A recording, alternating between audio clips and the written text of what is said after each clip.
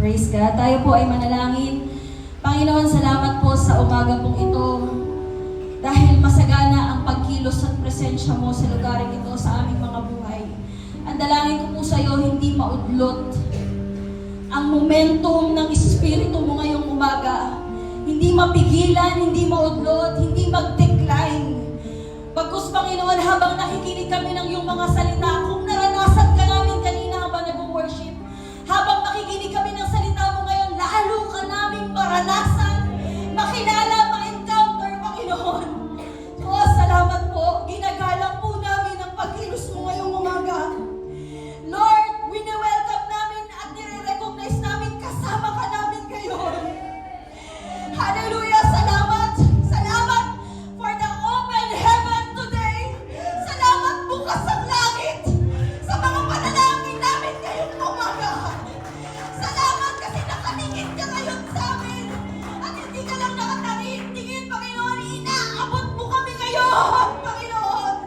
Salamat po, Panginoon! Excited na po kami! Kaya buksan mo! Panginoon, kung bukas ng langit, buksan mo rin ang puso namin! Ihanda mo ang aming mga espiritu at hayaan mo ang bawat mga salita mo'y magbigay ng kalayaan, pagpapalang breakthrough sa aming mga buhay. Salamat po, Panginoon, sa katagumpayan. Pinupuri ka namin at pinasasalamatan sa pangalan ng aming Panginoong Hesukristo. Amen. Amen and amen.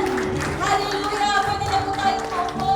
Maraming salamat po. Isang magandang umaga po sa buhay ng bawat isa. Ako po'y lubos na nagpapasalamat sa Panginoon sa panibagong pribilehiyong mangaral ng kanyang mga banal na salita, maging po sa ating mami, amen, na nagbigay po ng privilege po, pagkakataon po, na tayo po ay makatayo ngayong umaga. Palakpakan naman po natin ang ating mami. Dalagang-dalaga, pabata ng pabata eh. Amen po. Parang mas mukha tayong haggard at matanda pa eh, no? Amen. Salamat po kasi meron po tayong kasamang talagang totoo at anointed na lingkod ng Diyos. Kaya alam natin that the presence of God will be ushered profoundly. Amen. Hindi lang basta simply, but profoundly. Amen. Excited ka? Hello? Excited ka ba? Amen. Alam niyo po mga kapatid, sa panahon ngayon, mahalaga po na tayo po'y lumalapit sa Panginoon at tayo namumuhay sa katotohanan. Amen. Alam niyo po, sa mundong ito, may dalawa. Kasinungalingan at katotohanan. Laging naglalaban ng kasinungalingan, ng deception, ng kaaway, at ang light, at ang katotohanan ng Diyos. Minsan tayong mga Kristiyano, namibiktima tayo, or nagpapabiktima tayo sa kasinungalingan ng kaaway. Amen. Kahit tayo dapat namumuhay na sa liwanag, nandyan pa rin. Amen. Hindi tayo tinitigilan ng kaaway that still feeding lies of the enemy. Pero one thing is certain, alam natin that lies comes from the enemy. Ang lahat ng kasinungalingan ay galing sa demonyo. Dahil siya'y ama ng kasinungalingan at walang katotohanan ang matatagpuan sa kanya. Kaya alam natin na kapag kasinungalingan, hindi yan galing sa Diyos. Sabihin mo, hindi galing sa Diyos ang kasinungalingan. Ang panloloko ay hindi galing sa Diyos. Sabihin mo sa katabi mo, ang panloloko ay hindi galing sa Diyos. Yan po ay galing sa kaaway. At kasinungalingan ay galing sa kaaway. Ngunit ang katotohanan ay galing sa Diyos. Palakpakan natin ang Panginoon. The truth comes from God.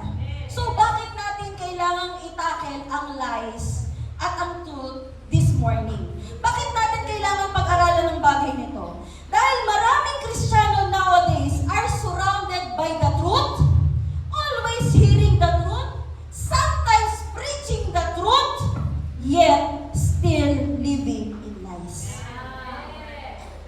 Nakakalungkot man pag-usapan, nakakalungkot man aminin. Amen. Napakaraming mga Kristiyano sa panahon ngayon, Kristiyano na po. Amen. Napaliligiran, laging nakakapakinig, nag-aaral, tumatanggap. Sabi nga po, minsan nangangaral pa,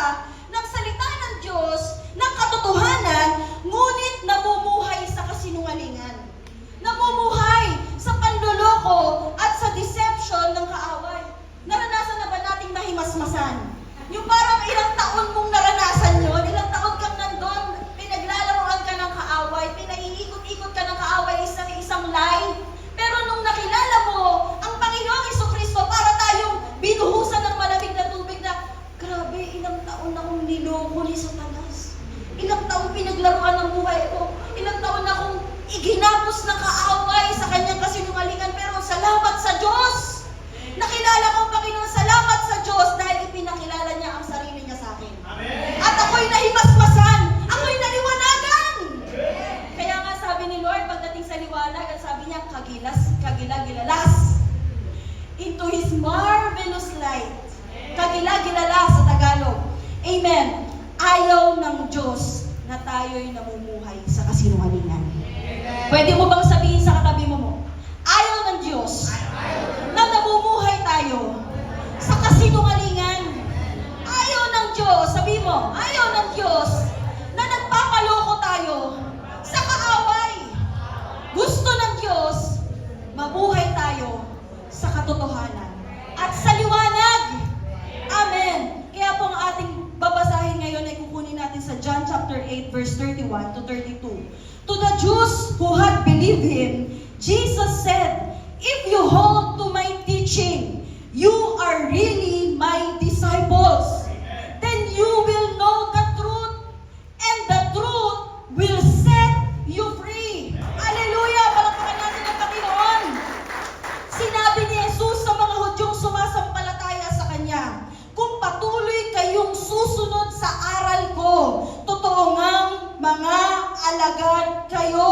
Malalaman nyo ang katotohanan at ang katotohanan ang magpapalaya sa inyo. Palakpakan natin ang Diyos na buhay. Alam niyo po, konting konteksto lamang po at background po ng John chapter 8 verse 32. Ang kinakausap po ng Panginoon dito is yung mga Hudyo na bagong convert, bago pa lang silang nananampalataya. Alam po natin ang Hudyo talagang they are bound sa laws, sa regulations, sa mga batas ni Moises. Kaya nung dumating si Kristo, hindi nila agad na-acknowledge na si Kristo ang Messiah. To the fact na talagang pinipersecute ng mga Pharisees and Sadducees ng maraming Hudyo until now. Hindi sila naniniwala para sa kanilang prophet lang si Jesus. Eh lalo na nung panahon na yun, na actively naglilingkod si Lord bilang tao. Amen. So, bagamat ganon, may mga kakaunting Hudyo, may mga ilang Hudyo na naniwala sa pangangaral ng Panginoon. Ngunit, ang problema dito, hindi pa sila buo. Hello? Kumbaga, meron silang tinatanggap na truth, ngunit may mga lies pa. Nakaumpong, nakatali pa rin sila. Hello? Hindi pa sila buo. Sabi nga, it's a part of conversation Jesus had with Jews who had believed Him, but not fully. Kaya nga sabi niya, mahalaga na, sabi ni Jesus sa 31, amen, kung magpapatuloy kayo. Amen? Kasi yun ang sinabi ni Jesus, hindi pwedeng ngayon lang na nalaman nyo, naniwala kayo. Kailangan, kahit maging mabigat ng mga pagtuturo dito, magpatuloy kayo. Hello? Kung magpapatuloy kayo, talagang mapapatunayan kayo'y totoong mga tagasunod ko. Sabi ni Jesus yan. Amen? Kasi yung mga kausap niya dito is yung mga galing sa mga lumang katradisyonan. Amen? Lumang mga aral. Amen? Pero dumating na ang grace, dumating si Jesus. Amen? Nangangaral siya, meron siya mga bago na mga wisdom, mga bagong pangangaral kung saan ililigtas tayo ng Diyos sa pamamagitan niya. Amen? Amen. So, nung sinabi ni Lord John sa kanila, sa mga Hudyong ito, and you will know the truth and the truth will set you free, sabi nila, bakit mo naman nasabi na lalaya kami? Hindi naman kami slave dito. So parang hanggang dun lang yung kanilang pag-intindi sa sinasabi ng Panginoon. Amen? Meron silang ibang paglaya na ginugusto, which is yung political. Amen? Na-preach na po yun ni Pastor Nick nung Palm Sunday, na umasa sila sa isang Messiah, sa isang Savior that will set them free from the Romans. Sa politika, sa gobyerno ng tao. Yun lang yung kalayaan. Yun lang yung kaligtasan na inaasahan nila.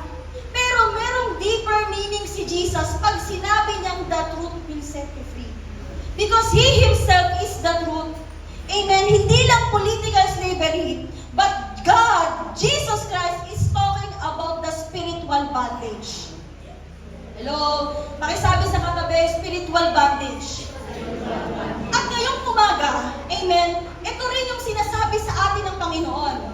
Yung spiritual bondage na kailangan nating lumaya. Amen? Yung mga kasinungalingan na ilang taon nang itinali, ginapos tayo ng kaaway doon, na kailangan nating lumaya. Amen? Alam niyo po, amen, ito pong mensahe na ito, sabi nga parang mga isang buwan na po, na nilalagay ng Lord sa puso ko. Pero, ganun po kasi pag nagme-meditate, talagang meditate mo lang, tapos, tsaka mo isusulat kapag kailangan ng isulat. Amen? Ito po yung mga bagay na nilagay ng Panginoon. Amen? Pagdating sa, ngayong umaga ang ating pag-aaralan ay pamamagatan natin, the truth will set you free. Bago tayo muna sa punto, sabihin mo sa katabi mo, the truth, ganda, will set you free. Masakit man, ngunit ang katotohanan ang magpapalaya sa atin. Hallelujah. Ito naman yung mga kasinungalingan ng kaaway na madalas na makikita sa loob ng church. Amen? Number 1, false humility. Ay, false humility. Alam niyo po, may example po ko. May isang manggagawa na lagi niya sinasabi, wala naman akong silbi. Di nga ako magaling eh. Sila lang yan. Pero ang totoo, sa likod ng mga salitang yon, deep inside, gusto niyang talagang purihin siya ng iba. Gusto niyang pansinin siya. Hindi po, kayo nga po eh, galing niyo nga po eh. Hello? Gusto niya talagang purihin siya ng iba. Kapag walang nakakanotice sa ginawa niya, nasasaktan siya. Nagtatampo siya. Ang tawag doon ay false humility. Amen? Sa pananalita, parang humble. Pero deep inside, yung taong yun, gusto niya napapansin siya. Gusto niya napupuri siya. At kapag wala nang nakakakita sa ginagawa niya, parang ayaw na niya. Nasasaktan na siya, nagtatampo na siya. Mukhang humble sa labas, pero naghahanap ng approval sa tao. Ang tawag po doon ay false humility. Amen? Kaya kung meron po tayong ganon, kinukall out po tayo ng Word of God ngayon. Ang tunay na humility, hindi iniisip kung mapapansin ka o hindi. Tama. Ang focus natin si Lord, hindi yung sarili natin. Kung yung sarili pa rin natin ang iniisip natin, kahit nasa loob na tayo ng church, amen, alam niyo po ang totoong iglesia, ang totoong disciple ni Jesus. Papasok siya sa loob ng church, hindi niya sasabihin na anong magagawa niyo para sa akin. Ang isang totoong disciple ni Jesus, papasok siya sa loob ng church, ang iisipin niya, anong pwede kong gawin para sa Panginoon. Sige po, palakpakan natin sa Panginoon. Kaya sabi ng Lord, sa Matthew 6:1, do not do your acts of righteousness to be seen by men. Kasi ito po yung nag-feel sa false humility. Ang gusto ng mga tao, may false humility is to be seen. Makita, ma-recognize, ma-acknowledge. Hello? Mabanggit ang pangalan niya palagi. Yung credit mapunta sa kanya. Amen? Kaya nawawala ng purity yung mga bagay na ginagawa. Amen? Kasi nagkakaroon ng false humility. Kaya sabi ni Lord, hanggang maaari nga yung act of righteousness na ginagawa natin ay hindi na makita ng ibang tao. Amen? Kasi ang reward naman natin, ang Diyos ang magbibigay. Amen? Nabanggit din ng false humility sa Colossians 2:23. Amen? Sabi nga po, yung false humility has no value in restraining the flesh. Walang pagpipigil. Amen? Nag-i-indulge tayo na tayo'y makita ng ibang tao. Number 2, lie. False repentance. False repentance. Ang biblical illustration natin sa false repentance ay si Judas. Alam po natin na si Judas, pakita nga natin si Judas. Ayan si Judas. Oh, palpasarado. Amen? Yan. Si Judas po, alam natin na ipinagbili niya, pinagpalit niya ang Panginoon. Pagkatapos niyang i-betray si Jesus Christ, nagkaroon siya ng remorse. Kasi talagang nakonsensya si Judas, nakonsensya. Amen? Nakonsensya si Judas, ibinalik niya yung pera. Pero imbis na bumalik siya sa Diyos, siya ay nagpakamatay. Amen? Paano mo malalaman kapag meron tayong false repentance? Kapag tayo ay nandun sa kalalagayan na we are repenting falsely. Meron tayong regret pero walang tunay na panunumbalik sa Diyos. Amen? Alam niyo po bakit po ito pinapangarap? Minsan kasi, akala natin totoo eh. Amen? Dahil ang enemy, mahilig siyang gumawa ng kamukha ng mga bagay na kamukha ng ginagawa ng Diyos. Kumbaga, made in China. Parang totoo, pero peke. Parang authentic, pero plastic. Amen? Kaya napakahalaga sa ating mga Kristiyano kasi dadating ang panahon, we will be judged by God. Lahat tayo mapupunta na sa langit, papasukin tayo. Pero yung works natin ay padadaanin ni Lord sa apoy to test the authenticity, to test the genuineness of your motives. Nakakaya yun kapag dating sa langit, sa harap ng maraming tao. Amen? Susunugin yung mga bagay na ginawa, sabay nasunog. Na ibig sabihin nun, naglingkod tayo dahil may sarili tayong motibo. Amen? Ginawa natin yung mga ganun-ganung bagay dahil meron tayong sariling agenda. Kaya ngayon, tinatabas ng Panginoon because God is purifying the church. Amen? Ngayong mga panahon ito, naniniwala po ako na pinupurify ng Diyos ang CGCFJNG. And we know that purification, what comes after purification is the increase, the level up, the elevation. Hello? Yung paghango at pag-angat, yun ang kasunod. Kaya tinatanggal ng Panginoon yung mga kasinungalingan. Hello? Si Judas, imbis siya ay bumalik sa Diyos, tinapos mas maigi sa kanyang tapusin ang buhay niya kaysa manumbalik sa Panginoon. May kilala ba tayong ganito? Magpapakamatay na lang kaysa manumbalik sa Diyos. Magpapakamatay na lang kaysa umamin sa kasalanan niya. Mas maigi pa sa kanya mag-suicide. Hello? Andyan ka ba? Walang tunay na panunumbalik. Pero sa contrast naman, meron naman tayo isang example, si Peter. Kilala po natin si Peter. Si Peter po, siya ay nadapa, nag-fail siya. Amen? 3 beses niyang itinatwa si Jesus Christ. Nanangi siya, ngunit siya ay na-restore. Amen? Nung bumalik ang Panginoon, siya ay nag-resurrect again, si Jesus Christ, agad-agad dumapit siya sa Panginoon. Amen? Kasi totoo, hindi lahat ng luha ay repentance. Hindi porke umiiyak tayo, nagre-repent na tayo. Alam niyo po yung bagay na mas mahalaga kaysa sa luha, yung pagbabago ng isip, at yung pagbabago ng puso, pagbabago ng gawin. Hallelujah! Hindi lahat ng pagluha ay nangangahulugan ng nagre-repent na tayo. Kasi ang tunay na repentance, bumabalik tayo sa Diyos. Nanunumbalik yung puso natin sa Panginoon. Yung mga bagay na ninakaw ng kaaway ay ibabalik ng Panginoon kasi tayo mismo, nagkakaroon tayo ng pagbabago ng isip.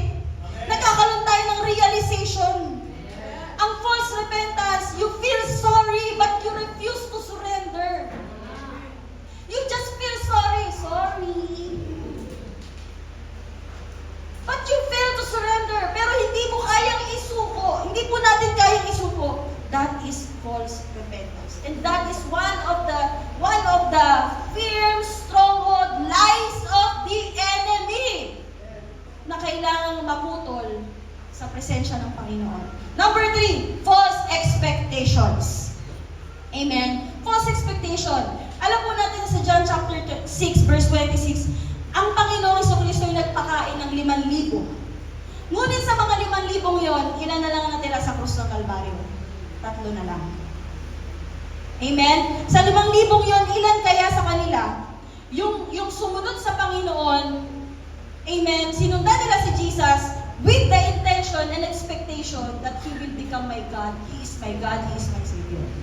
Many people followed Him not because they believed, but because they wanted more bread. Amen? Minsan, we fall sa ganitong category. We have false expectation. Sumusunod sila pero meron silang hidden agenda. Tingin po kayo sa akin.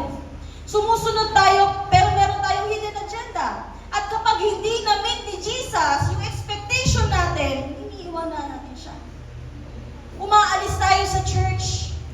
Ito yung lies ng enemy na minsan nagiging dahilan bakit tayo nawawala sa kalooban ng Diyos. Marami tayong false expectation. John chapter 6 verse 66. Basahin po natin. Mula noon, marami sa mga tagasunod niya niya ang tumalikod at hindi na sumunod sa kanya. Ang context po niya, binasa ko po kagabi, ang context niya, si Jesus Christ ay nagsimula ng mangaral ng mga mabibigat na pangangaral. Nung naging mahirap na ang sitwasyon, nung nagkaroon na ng mga rebuke at correction, marami ng tao ang tumalikod at hindi na sumunod sa kanya. Amen? Sabi nga, ang paglilingkod ay hindi, alam niyo po yun, hindi laging masaya, maginhawa, outing dito, outing doon. Ang totoong paglilingkod, pag wala nang nakakita, pag nandyan na yung oras ng sakripisyo, may krisis, may iyakan, may pinagdadaanan ng church, you are there. You are there. I-expect na natin yun. Wag maging puntasyon natin ang kasinungalingan ng kaaway. Yung false expectation na kapag Kristiyano ka, amen? Walang paghihirap? Okay ang lahat? No. Hello? Wag nating sundin lang si Lord dahil sa magaan. Bagkus kahit mahirap, kahit mabigat na ang mga pinagdadaanan at ang turuan na ginagawa ng Panginoon ng pagdidisciple sa atin ng Diyos, still, you will push through. Amen. Hello? Minsan sumusunod tayo kay Lord dahil may inaasahan tayong kapalit. That is a lie. That is a stronghold. Naghahanap tayo ng blessing, ng breakthrough, ng provision, pero kapag hindi nangyayari, umaalis tayo. Kaya di tayo magtataka, bakit gano'n? Ang tagal niya naglingkod. Bakit wala na siya ngayon sa church? Bakit, di ba nangangaral pa yung dati, nag-share the word of God, yun, bakit nawawala na siya sa church? Kasi ang totoo, mga kapatid, amen, yun po yun, nadadali ng lies ng enemy. Mga kapatid, false expectations, follow God for benefits, not for who He is. Yung pagsunod sa Panginoon dahil sa benepisyo, hindi dahil sa kung sino talaga ang Panginoon. Yun ang tinatawag na false expectation. Amen? Meron pa pong i-introduce sa atin si Lord na isang Bible character. Ang pangalan niya ay Akan. Sa yung mga Akan. Sino si Akan? Ito po yung mga panahon na ang Diyos, diniliver niya. Alam niyo po, kapag matagal tayong namuhay sa kasinungalingan, kailangan natin ng deliverance. Kapag ang isang tao namuhay ng matagal sa spiritual bondage, ang kailangan ay deliverance. Kailangan nating lumaya. Amen? But this was the time that God was delivering Israel. Pinalaya ng Panginoon ng Israel. Amen? Simula kay Moises, ipinasa kay Joshua ang leadership, and dumating kay Joshua na conquer nila ang wall of Jericho. Amen? With praise and worship for 7 days. They shut up their mouth. Sabi nga, tumutugtog lang sila, umiikot sila, and at the 7th day, they shouted praises to God, and the walls of Jericho fell down. Ganon sila, grabe ang pagtatagumpay na ibinigay ng Diyos at doon nila narating. Amen? Yung pagsisimula ng mga pangako ni Lord, nasa process sila ng deliverance. Pero ang puso ni Akan, amen, isa siya sa mamamayan. Amen. Ang puso ni Akan ay naglulong pa rin sa mga bagay, amen, na nireject na ni Lord. Hello? Sundan niyo po ako sa kwentong to. Kung kayo mag-alala, matatapos na tayo. Mamaya. Amen? But Akan's heart was still longing for what God had placed under judgment. Isink in natin sa puso natin yon. Ang Jericho, hindi siya bumagsak dahil powerful sila. Hello? Ang Jericho ay bumagsak dahil sinamahan sila ng Diyos. Amen. Sinamahan sila ni Lord, pinaburan sila ng Panginoon. Yung walls na yon, na bumagsak yon, nawasak yung mga walls dahil sumunod sila, hindi dahil sa magaling sila. Hindi dahil sa strategy, pero dahil simple lang, pinakinggan nila ang boses at ang instruction ni Lord. And before the victory was played, God gave clear instruction. Ano yung clear instruction ni Lord? Sa wall of Jericho. Kapag nagunaw na ang mga pader sa Jericho, sobrang taas niyan. Walang city, walang nation na kayang tumalo, pero dahil sinamahan sila ni Lord, na-conquer nila. Ito lang instruction ni Lord. Everything devoted to destruction stays destroyed. Naiintindihan niyo po? Masyadong mabilis. Everything devoted to destruction stays destroyed. Wala kayong ititira. Lahat yan susunugin, lahat yan wawasakin. Joshua, sabihin mo sa mga Israelites, walang ititira. Lahat yan ay wawasakin para sa Diyos. Huwag niyong hahawakan, huwag niyong kukunin, huwag niyong itatago. Do not touch, do not take, do not hide. Kasi, what God devotes to judgment cannot be carried into a holy future. Tama, tama. Pag sinabi ng Diyos na wawasakin at hindi nyo na pwedeng dalhin yan sa isang banal na hinaharap, kailangan yung wasakin at iwanan yan. Katulad ng mga kasinungalingan ng away. Hello? Pero si Akan, nakita niya, naakit siya at dinisar niya yon. Yung gold, yung silver, yung Babylonian garment. Amen? Babylonian garment. Mga bagay na parang hindi naman to masama eh. Maliit lang naman to. It looked harmless. Deserve naman namin to kasi tagal naming naglakbay. Parang ganun minsan ang kasalanan, no? Minsan ganun ang kasalanan pag tayo, minsan ganun ang kasinungalingan. Talagang nagbababad tayo sa mga lies ng enemy. Parang harmless naman, parang wala naman tong masamang maidudulot sa akin. Deserve ko naman to. Yon. Amen. Things that whispered, ngayon lang. Lord, ngayon lang talaga. Ngayon lang to, please, Lord. Pagbigyan mo na ako, Lord. Ngayon lang. Kalabitin mo yung katabi mo. Meron ka bang mga moment, ngayon lang naman. Isang beses lang talaga. Hindi ko na uulitin. Hello? Si Akan ganon, ngayon lang talaga to, Lord.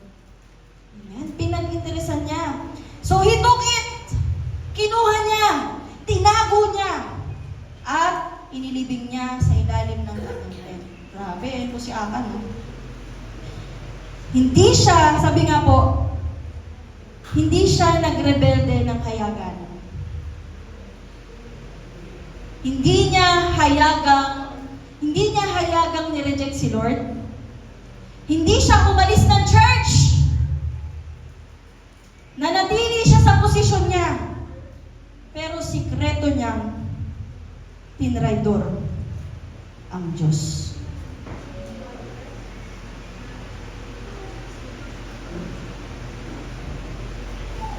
Church is a message to us. Sometimes we are becoming Akan. Hindi tayo nagre-rebelde ng hayagan. Hindi tayo nagsasalita. Opo, pastor. Sige po, pastor. Opo, pastor. Sige po, pastor. Nandiyan ka pa rin naman, naglilingkod ka, nandito ka pa sa church. Hindi ka umaalis. Hindi mo nire-renounce si Lord ng hayagan, ng publicly. Pero in your heart, you know. In your heart, you know, you are hiding something. You are secretly holding on to what God said must go. May mga bagay kang hinahawakan sa puso mo na alam mo, sinabi na ng Diyos yun, na dapat nawasakin yan. Hello?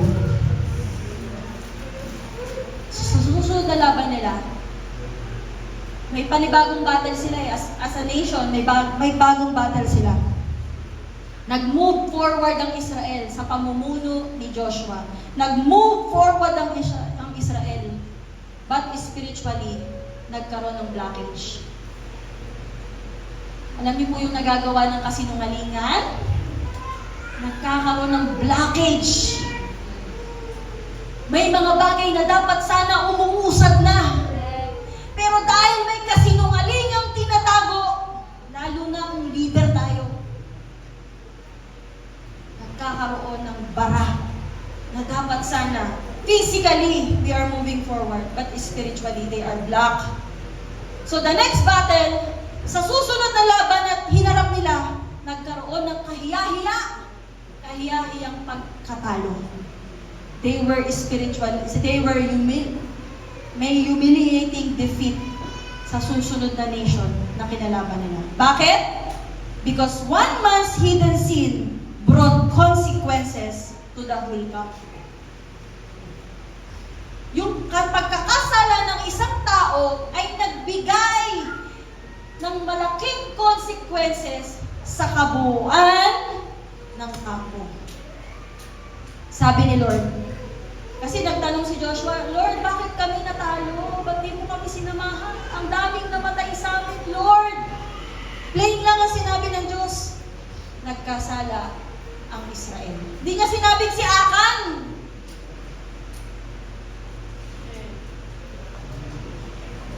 Ang sabi niya, Israel. Hello? Naiintindihan? So when you are in the place of responsibility, kapag tayo may tinago, kapag tayo may hidden sin, damay. May mga bagay na pinaalagaan sa atin ng Diyos. Workers, I am talking to you. Leaders, amen. Kasi minsan ang lakas ng loob natin magtago. Even the head of the family, mga tatay, mga nanay, huwag nating dalhin ang ating pamilya sa distraction. Kasi yung desisyon ng leader, mahalaga yun. Tinitingnan ng Diyos yun. At hindi sinabi ng Diyos si Akan nagkasala. Sabi niya, Israel. Hello?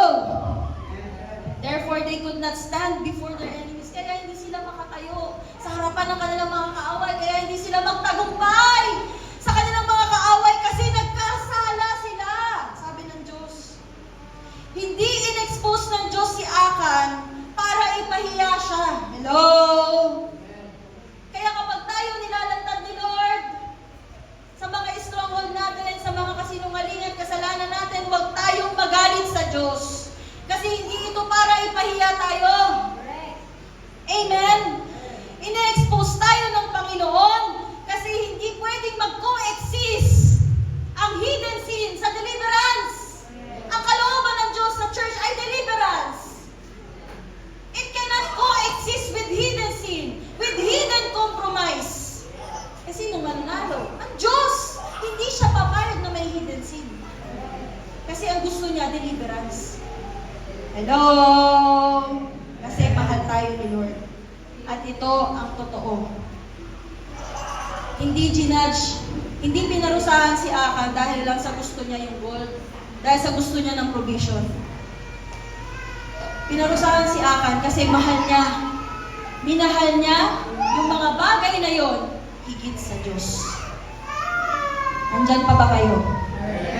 Huwag kayong matulog. Saglit lang to. Amen? Yung iba po nakakatulog na eh. May mga forbidden things pa sa past na dala-dala ni Akan habang papasok siya sa promise ni Lord.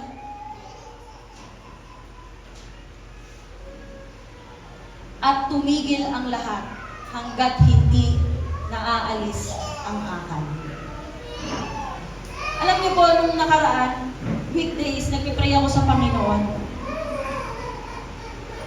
Sabi ni Lord sa akin, dalawa lang yung word na nagrema po sa akin habang nagpipray ako. Napakalayo sa iniisip ko at pinagpipray ko. Nangusap si Lord, sabi niya, sabi ng Panginoon, there will no more delay. There will be no more delay. Sabi ng Panginoon. Delay? I said, delay? Lord, delay? Oo nga. Parang ang daming mga bagay na pinagplanuhan naman namin. Winork out ng sobra. Pinagpawisan, pinaggastusan, pinagpray. Pero bakit parang nauudlot? Parang may gusto kang gawin, Lord, pero bakit parang may batong nakakatong na may pagkaudlot talaga eh. May stoppage, may blockage. Sabi ng Panginoon, there will be no more delay and there will be swift fulfillment of the word. Yung word na swift. And it was connected to this message. Tumigil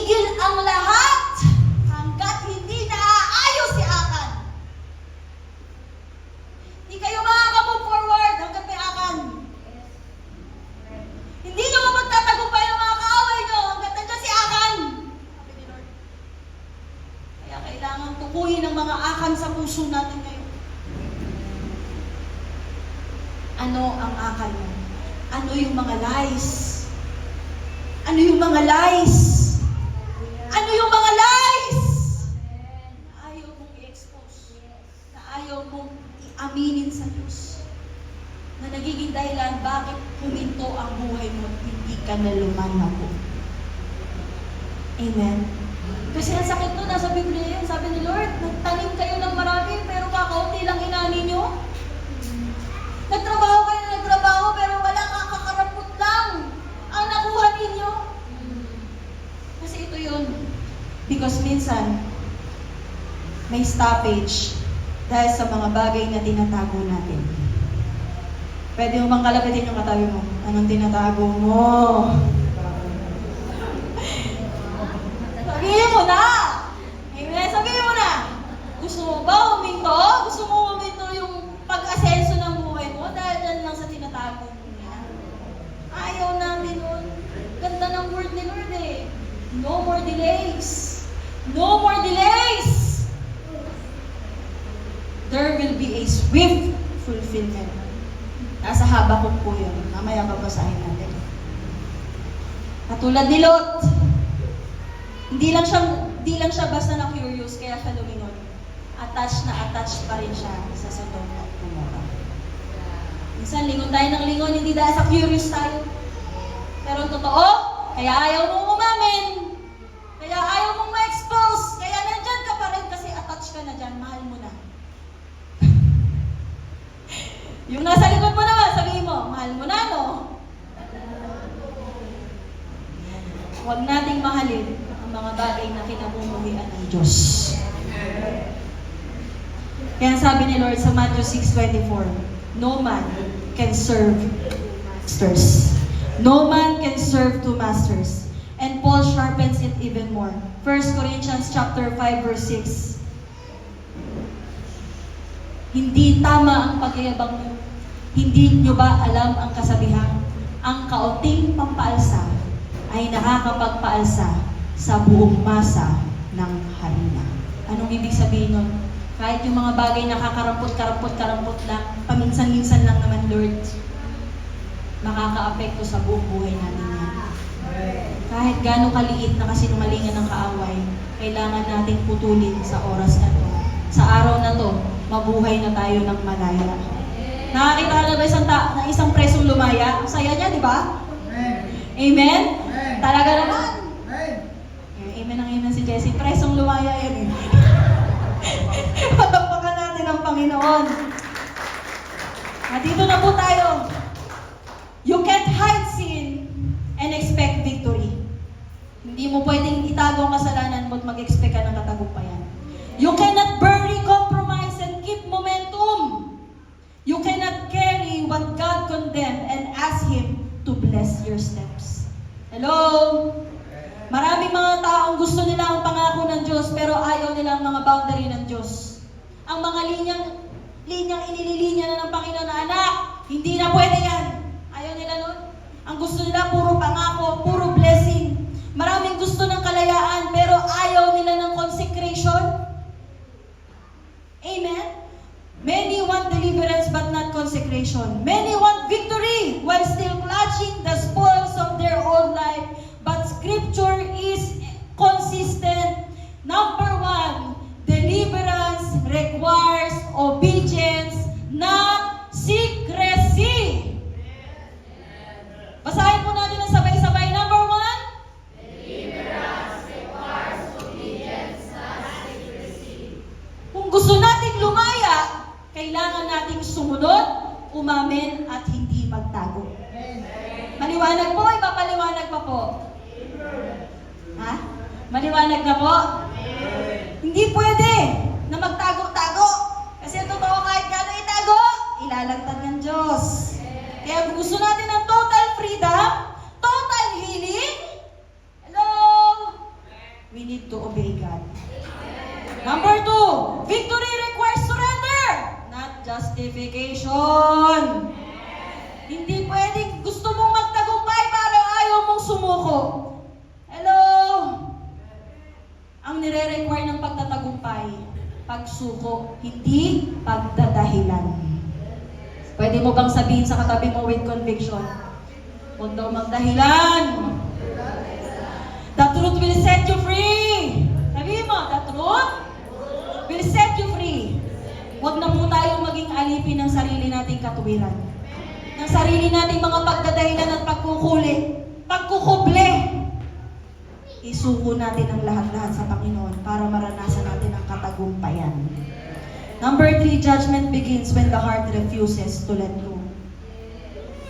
Ang hatol ay mararanasan natin kapag nag-refuse tayo na pakawalan ang mga bagay na dapat nating pakawalan. Ano mang mga bagay na tinatago natin sa ilalim ng tent natin, parang si Akan, ay pwedeng maging dahilan para matigil ang journey natin bilang Kristiyano. Ang hirap nun, no? Gusto mo magpatuloy pero hindi ka makapagpatuloy. Naranasan po natin yon. Talagang gusto mo naman talaga magpatuloy. Pero bakit ganun? Parang di ako makapagpatuloy. Kasi, ito yun. Yung mga bagay na tinatago natin sa ilalim ng ating tent. What you refuse to release can turn victory into defeat. Pinagtagumpay ka na sana, pero natalo pa tayo. If God has already said that doesn't come with you, the response isn't explanation, it's repentance. Tama? Ang sagot dapat natin sa Panginoon, huwag ka na mag-explain. Mag-repent na tayo. Totoo lang, hindi mo kailangan ni Lord na explanation eh. Ang kailangan ng Diyos, pagsuko, pag-amin. Amen. Hindi mo kailangan ipagtanggol lang yung sarili. Alam ng Diyos ang totoo. Palakpakan natin ang Panginoon. Ngayong umaga. Dig it up. This is the challenge. Hukayin. Akan. Hukayin mo yan, Akan. Expose it. Release it. Let it burn. Wow, let it burn. Yan ang mga top secret daw. Ganda. Galing na media team. Palakpakan natin ang media team. Mga top secret. Let it burn. Sunugin na natin yan. The fire of the Holy Spirit will burn it. Ganda, no? Pag sinasanctify tayo ni Lord, yung apoy, yun ang talagang nagbo-burn ng mga bagay na sinusuko natin sa Panginoon. Kasi ang pagsunod ay hindi kalugihan. Si GCFJDG Church, ang pagsunod ay hindi kalugihan. Ito'y protection ng Diyos sa atin. Ang pagsunod ay hindi kaparusahan. Ito'y preservation ng Diyos sa atin. Kasi if you live according to the flesh, you will die. But if by the Spirit you put to death the deeds of the body, you will live. So if God is calling it out, let it go! Tanggalin na natin yung mga kasinungalingan ng kaaway na yan. Minsan nga, hindi na kaaway nagsisinungaling, ikaw na eh. Sisihin mo pa si Satanas eh. Masinungaling ka pa minsan kay Satanas. Totoo, totoo! Amen. Hindi tayo magsinungaling. Mga Kristiyano naman tayo dito eh. Tama? So yung sa katabi mo, hindi tayo magsinungaling. Kasi pag sinanay natin yung sarili natin sa pagsisinungaling, sabi ni Lord, ang ama ng kasinungalingan ay Sino? O sino ang ama natin? Pag sinungaling tayo. Di ba? Dapat si Lord ang ama natin. Kasi ang totoo, ang kasinungalingan, may mahal na bayad yan pagdating ng panahon. Magiging malaki ang kapalit niya. Dito po ako matatapos sa pangako ng Panginoon. Church, sino po sa atin dito yung nauuhaw sa katotohanan? Jesus is the truth. Sino sa atin yung dito yung gusto ng katotohanan? Habakkuk chapter 2.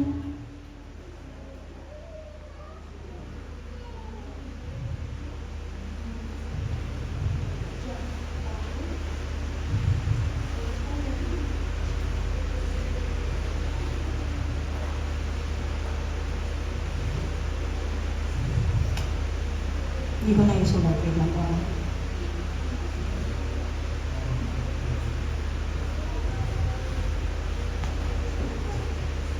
Habakuk chapter 2 verse 1 to 3. Ito po yung mga panahon na nagtatanong si Habakuk sa Panginoon at gusto ni Lord ng gusto ni Habakuk ng sagot.